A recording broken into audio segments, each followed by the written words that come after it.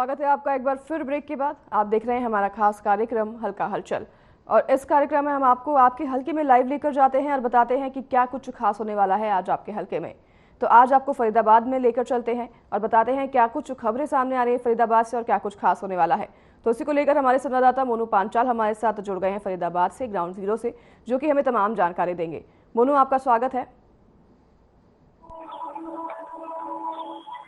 देखिए अनाया, मैं आपको बता दूं कि अब फरीदाबाद की बात की जाए तो फरीदाबाद में जिस तरीके से देखा जाए तो राजनीति की हलचल जो है वो जो जोर शोरों से चल रही है, क्योंकि 2024 में ही यानी कि जो है अब 2 महीने बाद जो है चुनाव जो है वो होने हैं। तो इसको लेकर के जो है लोकसभा के चुनाव और उसको लेकर के पूरे तमाम नेता जो है वो कहीं ना कहीं जो है अलग अलग तरीके से अलग अलग एरियो में अलग अलग इलाकों में जो है जा करके जो है वो चुनाव जो है प्रचार वो जो है वो करते हुए नजर आ रहे हैं। चाहे वो केंद्रीय जो है पूर्व केंद्रीय मंत्री कृष्ण पाल गुर्जर जो है वो लगातार जनता के बीच में पहुंच रहे हैं और जनता को जो है जिस तरीके से बीजेपी की कार्यशैली रही है उसके बारे में जो है वो गिनाने का काम कर रहे हैं। चाहे वो एलिवेटेड पुल को लेकर की बात हो, चाहे वो जो है देश को मजबूत करने की बात हो, चाहे वो किसानों से जुड़ी हुई बात हो, तो तमाम चीजों को लेकर के जो है वो कहीं ना कहीं जनता के बीच में पहुंच रहे हैं और वोट की अपील कर रहे हैं। कि जिस तरीके से देखा जाए तो 2019 में जो है वो 6-6.5 लाख वोटों से जीते थे, तो इस बार जो है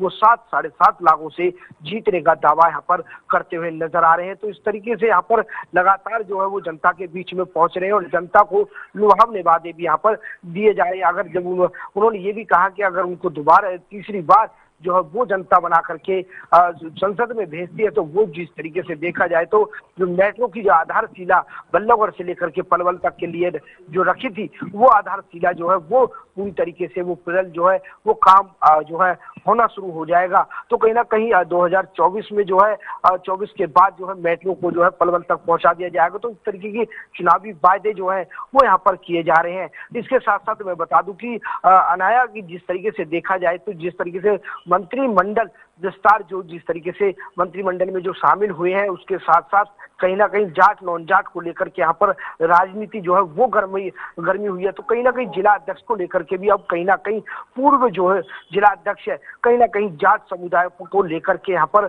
जो है वो क्यास जरूर लगाए जा रहे हैं कि जो जिला अध्यक्ष जो हरियाणा के जो प्रदेश अध्यक्ष रहेंगे वो कहीं ना कहीं जाट समुदाय से रहेंगे। तो इसको लेकर के भी यहाँ पर काफी जो है क्यास लगाए जा रहे हैं। उनको भी यहाँ पर जाटों को लुभावने के जो है वो यहाँ पर क्यास जो है वो लगाए जा रहे हैं। इसके साथ साथ मैं बता दूं अनाया जिस तरीके से 16 मार्च को आचार संहिता लगी थी और आचार संहिता के चलते कहीं ना कहीं जो लगातार जो फरीदाबाद के जो डीसी है विक्रम सिंह यादव, उन्होंने साफ तौर से कहा कि जो आदर्श आचार संहिता का उल्लंघन करेगा तो उसके खिलाफ जो है वो सख्त से सख्त कार्रवाई की जाएगी और 72 घंटे के अंदर तमाम चीजों से रोडों से जो है बात की जाए तो जो खम्भों से गाड़ियों से तमाम चीजों की जो एडवर्टाइज जो पार्टियां की हुई हैं उन पार्टियों की जो इश्तेहार हैं वो यहाँ पर हटा दिए जाएंगे। लेकिन देखा जाए तो कहीं ना कहीं पृथला विधानसभा क्षेत्र में जो है खुले आम जो है वो होर्डिंग लगे हुए नजर आ रहे हैं। चाहे वो बीजेपी हो, चाहे वो कांग्रेस हो, चाहे वो इनेलो हो, चाहे वो जेजेपी हो, तमाम पार्टियों के जो है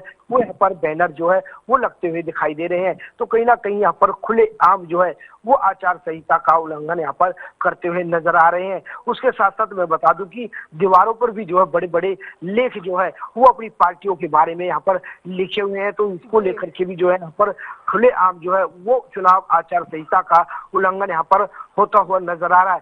वही बात की जाए तो जो है फरीदाबाद के मोहना गांव में जो है ग्रामीण क्षेत्र जो है वो लोग जो है अभी भी धरने पर बैठे हुए हैं। उनकी यही मांग है कि जो जेवर ग्रीन एक्सप्रेस वे रोड जो आ रहा है उस पर मोहना में कट दिया जाए। तो इसको इस गांव से आसपास तमाम दर्जनों गांव जुड़ते हैं और लाखों की संख्या की जो आबादी है वहां से गुजरती है। तो उसको लेकर के भी यहाँ पर कट की मांग को लेकर के करीब 4 से 5 महीने जो है वो धरने पर हो चुके हैं और लगातार अभी भी वो धरने पर डटे हुए हैं। तो कहीं ना कहीं उन्होंने ग्रामीण आंचल के लोग हैं उन्होंने साफ तौर से कहा कि कोई भी नेता वोट मांगने ना आए। इसको लेकर के भी वो यहाँ पर विरोध करते हुए नेताओं के साफ तौर पर देखे जा सकते हैं। उसके साथ साथ मैं बता दूं अनाया जिस तरीके से मौसम में अब जो है फिर बदलाव होता हुआ नजर आ रहा है। अभी की बात की जाए तो अभी भी फिलहाल जो है ठंडा मौसम है, क्योंकि जो मौसम के बदलते लगातार जो बीमारियां हैं वो कहीं ना कहीं उत्पन्न होती हुई नजर आ रही है। चाहे वो सर्दी हो, जुकाम हो, बुखार हो, तो इस तरीके की जो बीमारियां हैं वो कहीं ना कहीं उत्पन्न होती हुई नजर आ रही हैं।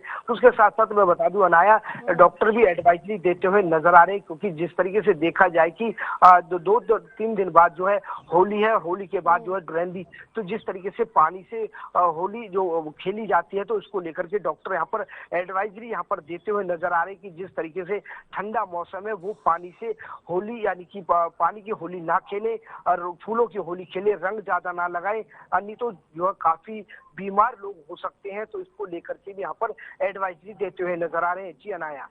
जी मोनू, तमाम जानकारी आपने हमें दी। अब वापस से चुनाव पर आते हैं। फरीदाबाद में अगर बात की जाए तो बीजेपी के अलावा अन्य पार्टी जो है वो किन उम्मीदवारों को जो है सीट पर उतार सकती है, चुनाव के लिए उतार सकती है। और अगर बात करें फरीदाबाद में लोगों की, तो लोगों की प्रतिक्रिया क्या सामने आ रही है? क्या वो इस बार फुल बीजेपी की सपोर्ट में दिखाई दे रहे हैं फरीदाबाद में?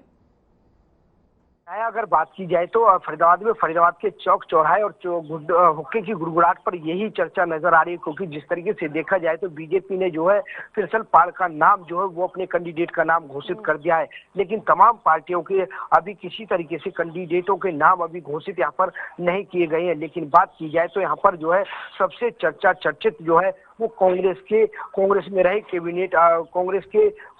पूर्व कैबिनेट मंत्री करण सिंह दलाल का नाम जो है वो जोरों से चल रहा है। यहाँ पर अगर उनका नाम यहाँ सामने जो है कांग्रेस पार्टी घोषित करती है फरीदाबाद लोकसभा से, तो कहीं ना कहीं चुनावी टक्कर जो है वो जबरदस्त यहाँ पर रह सकती है। तो इसको लेकर के भी यहाँ पर क्या ज्यादा लगाए जा रहे हैं। लेकिन तमाम जो पार्टियों की बात की जाए तो अभी तक जेजेपी ने भी अपनी जो लोकसभा का जो फरीदाबाद से लोकसभा है उसमें जो है कोई किसी कैंडिडेट का नाम घोषित नहीं करा है। चाहे वो इनेलो की बात की जाए, चाहे वो बीएसपी की बात की जाए, तो तमाम पार्टियां जो है अभी जो है वो कहीं ना कहीं अभी अपने अपने कैंडिडेटों का नाम घोषित नहीं करा है। तो अभी तक बात की जाए तो कहीं ना कहीं बीजेपी इसका फायदा लेती हुई नजर आ रही है। बीजेपी के जो कैंडिडेट केसरपाल गुर्जर हैं वो साफ तौर पर कह रहे हैं कि बीजेपी पार्टी से जो है विपक्ष पार्टियां, वो तमाम पार्टियां जो है वो डर गई हैं, तो अपने कैंडिडेटों का नाम वो घोषित नहीं कर रही। तो इस तरीके से कंस जो है वो कसे यहाँ पर देखे जा सकते हैं। जी मोनू जी, कृष्णपाल गुर्जर को उतारने का या लोकसभा चुनाव में इस बार फरीदाबाद से क्या कोई खास मकसद रहा है बीजेपी का, या गुर्जर समाज को आंकने के लिए उनको उतारा गया है इस सीट से? अगर केसरपाल गुर्जर की बात की जाए तो देखिए जिस तरीके से 2014 में जो है अच्छी खासी वोटों से जो है उन्होंने जो है जीत जो है वो यहाँ पर हासिल करी, और 2019 की बात की जाए, 2019 के चुनावों की बात की जाए तो 2019 में भी जो है वो करीब 6.5 लाख वोटों से यहाँ पर वो जीत हासिल करी। तो कहीं बात की जाए तो भारत के तीसरे नंबर की जीत जो है वो फरीदाबाद लोकसभा से रही है। तो इसी विश्वास को देखते हुए तो कहीं ना कहीं अब तीसरी बार जो है फिर से कृष्णपाल का नाम जो है वो यहाँ पर दे दिया गया है। लेकिन जब जनता की बात की जाए तो जनता को सिर्फ नरेंद्र मोदी चाहिए, चाहे वो लोकसभा का कोई भी कैंडिडेट हो, चाहे वो किसी तरीके का भी कैंडिडेट हो, तो उनको सिर्फ अगर जनता से बात की जाए तो जनता सीधे जीरो ग्राउंड से जनता सिर्फ यही कहती है कि उनको देश के प्रधानमंत्री नरेंद्र मोदी जैसे ही व्यक्ति चाहिए, और वो प्रधानमंत्री नरेंद्र मोदी को ही पसंद करते हैं और उन्हीं को वोट करेंगे। जी अनाया। जी मोनू, धन्यवाद आपका तमाम जानकारी के लिए। तो आपके कहने का मतलब यही है कि प्रधानमंत्री मोदी की लोकप्रियता इतनी है कि बीजेपी का कैंडिडेट कोई भी हो फरीदाबाद में वोट तो बीजेपी को ही जाएगा। चलो, ये बात अच्छी है एक तरह से, हमारे प्रधानमंत्री की लोकप्रियता जो इतनी है। बहुत धन्यवाद मोनू आपका। तो फिलहाल आज फरीदाबाद में तमाम जानकारी हमारे संवाददाता ने आपको दी। फरीदाबाद में क्या कुछ खास खबरें हैं और क्या कुछ हलचल होने वाली है। तो इस कार्यक्रम में हमारे साथ बस इतना ही। आपसे लेंगे विदा। नमस्कार।